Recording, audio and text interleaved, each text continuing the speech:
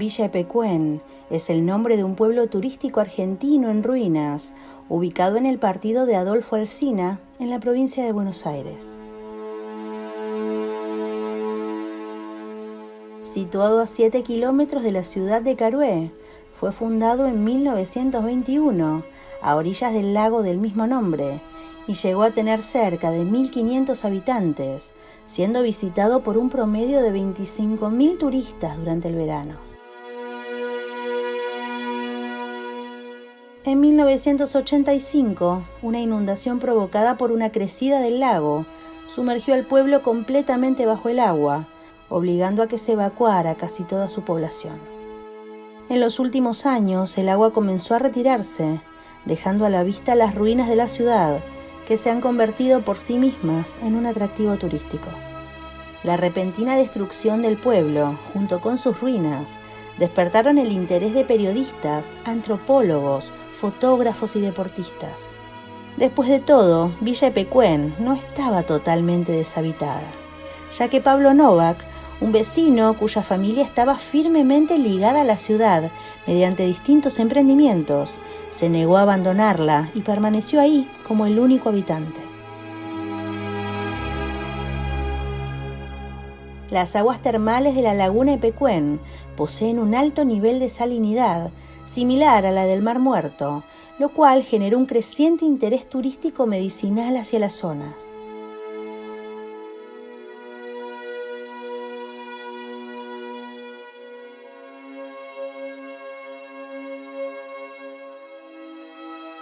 El pueblo fue fundado por Arturo Battione el 23 de enero de 1921, con la inauguración del primer balneario sobre la laguna.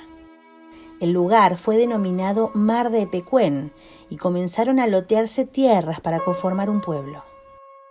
Otro factor importante fue la confluencia de varias líneas ferroviarias en la zona. El ferrocarril oeste, hoy Sarmiento, servía a la estación Villa Epecuén, mientras que el ferrocarril Midland y el ferrocarril del Sud llevaba pasajeros hasta la estación Carué. El pueblo no dejó de expandirse desde entonces, desarrollando la infraestructura urbana e inaugurando hoteles, residencias de lujo e industrias explotadoras de sal y productos derivados. Se generó una población estable entre trabajadores y propietarios, de modo que hacia 1930 la ciudad ya contaba con todas las instituciones de un poblado permanente. Hacia la década del 70, recibía 25.000 turistas durante la época veraniega, con 6.000 plazas hoteleras declaradas y 250 establecimientos comerciales. La población estable rondaba las 1.200 personas. En 1975, el gobierno provincial construyó el Canal Ameguino, una obra de ingeniería que conectaba varias cuencas y regulaba el caudal de agua en todas las lagunas de la región. Con este sistema, ninguna se secaría y no habría riesgo de inundación. La idea era estabilizar el caudal irregular de la laguna, una característica natural e inherente a su condición, pero que causaba serios trastornos a la actividad turística. Los trabajos comenzaron con la construcción de un canal recolector de agua, pero fueron abandonados a medio hacer con la llegada de la dictadura cívico-militar en 1976. Este panorama comenzó a verse agravado desde 1980 con el surgimiento de fuertes lluvias que amenazaron con anegar al pueblo. La laguna creció entre 50 y 60 centímetros por año y amenazó con rebasar el terraplén defensivo de 4 metros de altura sobre la costa, construido para proteger al pueblo. En 1985, la provincia de Buenos Aires pasaba por una de las peores inundaciones de su historia. 4,5 millones de hectáreas habían quedado anegadas por un desborde del río Salado. Las pérdidas, por evacuación, por poblaciones incomunicadas y por deterioro global de la economía de los distritos afectados, luego se medirían en 1.500 millones de dólares. Durante una fuerte crecida ocurrida a principios de noviembre de 1985, algunos vecinos del pueblo, entre ellos los bomberos de la zona, comentaban que el terraplén que los separaba del lago podría caer, mientras que los funcionarios municipales y provinciales sostenían que cualquier desborde no superaría los 10 centímetros y que esta villa del suroeste de la provincia de Buenos Aires seguiría siendo uno de los principales centros de salud del país. Pero el 10 de noviembre de 1985, el terraplén cedió y los excedentes hídricos inundaron el pueblo, que tuvo que ser evacuado.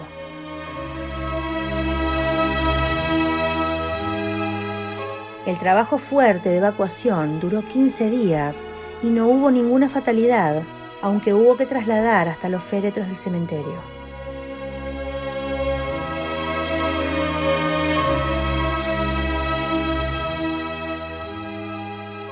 Epecuén se fue cubriendo de agua lenta y paulatinamente, y sus casi 1.500 residentes estables perdieron todo. 2 años después, llegó a su pico máximo de inundación. Las ruinas quedaron bajo el agua durante 2 décadas. Se ha imputado al entonces gobernador Alejandro Armendáriz de haber ordenado sacar los sistemas de defensa que paraban el agua de un sistema hídrico que, como el de las 6 lagunas encadenadas al norte de Carué, no tenía contención. Las indemnizaciones en australes fueron afectadas por la hiperinflación reinante. Varios funcionarios serían posteriormente imputados por desvío de fondos que estaban destinados a las obras públicas contra las inundaciones, entre ellos el vicegobernador y el ministro Conrado Storani y el ministro Aldo Neri, quien sería acusado por los vecinos damnificados de desviar la ayuda alimentaria a punteros, siguiendo criterios políticos partidistas a cambio de votos. ¿Qué significa ser puntero en Argentina? Los punteros son agentes partidarios barriales que hacen de intermediarios entre sus jefes, políticos que buscan el apoyo de los electores, y la gente pobre. Cumplen funciones múltiples en las barriadas y así maximizan ese apoyo. Son la mano de obra que en los barrios pobres los intendentes y candidatos a intendente utilizan para ganar elecciones y gobernar. Retomando lo anterior, el pueblo fue evacuado en su totalidad y el agua no retrocedió. Hacia mediados de 1993, Villa Epecuén se encontraba a 7 metros bajo el agua. Durante esos años se realizaron obras para impedir el ingreso de caudales externos a la laguna, por lo que la cota comenzó a descender lentamente. A día de hoy, el nivel del agua ha retrocedido casi en su totalidad. Aún es visible el trazado de las calles, el dique de contención y las ruinas de las casas, hoteles y edificios emblemáticos. Abundan árboles muertos, edificios en ruinas y vehículos oxidados. En 2010 quedaban ya pocas manzanas inundadas, si bien el pueblo continúa deshabitado y en ruinas.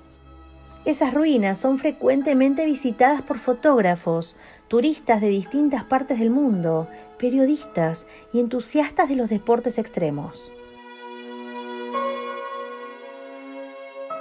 Como ya se mencionó, el lugar es habitado solamente por Pablo Novak, un hombre nacido el 25 de febrero de 1930, que se resiste a abandonar su pueblo y lo recorre habitualmente acompañado de su perro Chosno. He decidido permanecer aquí, por la querencia y porque acá hice mi vida, sostiene. Ahora tengo más comodidades que cuando era niño. Su casa es un conjunto de ladrillos que forman un rancho. Ruedas, un rastrojero destartalado, el esqueleto de un tractor y toda clase de elementos agrícolas y de la vida cotidiana del siglo pasado están tirados alrededor de su casa, tapados por el pastizal en una perfecta escenografía de olvido. Vive sin luz, tiene una cocina económica a leña y enfría con una heladera a gas. Sentado en un sofá al que se le han escapado todos los remaches, rememora su pasado. Inauguré la escuela en la villa. Mamá nos daba una lata y buscábamos huevos del gallinero que vendíamos, y cuando juntábamos para una entrada al circo ya nos podíamos dar por satisfechos. Así fue mi niñez. No había mucho dinero, pero jamás nos faltó comida. Su madre, criolla, se llamaba Paulina Holzman y su padre, Onofre, nació en Odessa, Ucrania. Escapando del duro servicio militar, tardó 2 años en llegar a Argentina. Viajó de polizón, jamás tuvo documento de identidad, sonríe Pablo. Su padre y él fueron ladrilleros y gran parte de las casas de la villa estaban hechas con ladrillos Novak. En 16 días el agua lo cubrió todo. Pablo, junto a varios vecinos, ayudaron a vaciar un pueblo para llevarlo a la vecina Carué. El agua había tapado los caminos, por lo que la única vía para llevar a cabo la evacuación era por tren, hasta que las vías mismas quedaron anegadas y la suerte ya estaba echada. La villa desapareció. Toda la familia se fueron y de a poco me fui quedando solo, relata Pablo. El agua tardó más de una década en bajar un poco y hoy parte de la villa se puede transitar. El agua salada tiñó las ruinas de blanco.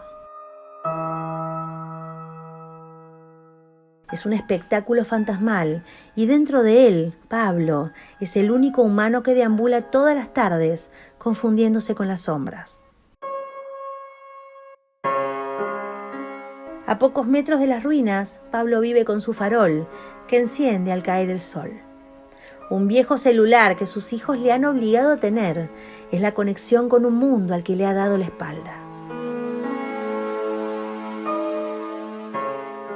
En una de las tantas sequías que enfrentó el lago Epecuén a finales de la década del 30, los hoteleros, desesperados porque el agua se retiraba de la costa, llamaron a Juan Baigorri Velar, considerado el mago de la lluvia, un entrerriano que había inventado una máquina que provocaba tormentas. Juntaron 5.000 pesos para traerlo.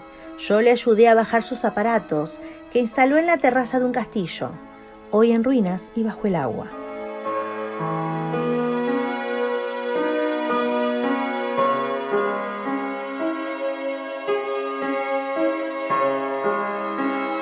A los pocos días se armó un celaje y cayó un vendaval que hizo desbordar el lago.